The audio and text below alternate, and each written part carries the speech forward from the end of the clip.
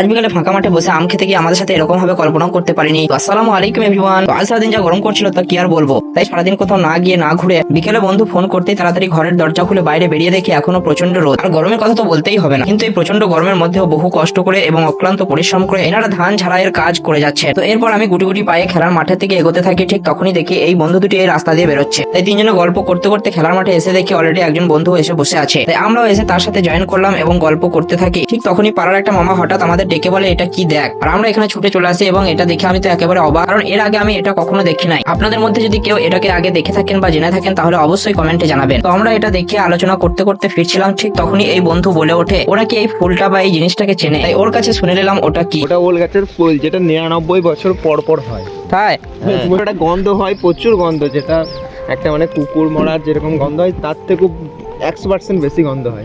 আচ্ছা, তো যাই হোক, এরপর আমাদের ওখানে বসতে আর ভালো লাগছিল না, তাই আমরা চলে এলাম ফাঁকা মাঠে। এবং ওই যে সামনে অনেকগুলি গাছ দেখা যাচ্ছে ওটা হলো আমাদের কবরস্থান। আর এই মাঠে এসে সবার ইচ্ছে হলো আম খাবো, তাই একটা বন্ধুর কাছে আম পেড়ে আবার চলে এলাম ফাঁকা মাঠে। এবং এখানে বসে প্রকৃতির হালকা ঠান্ডা হাওয়া সাথে এই টক মিষ্টি আম সকলে আনন্দ করে খেতে খেতে আজকের মিনি ব্লগটা শেষ করলাম।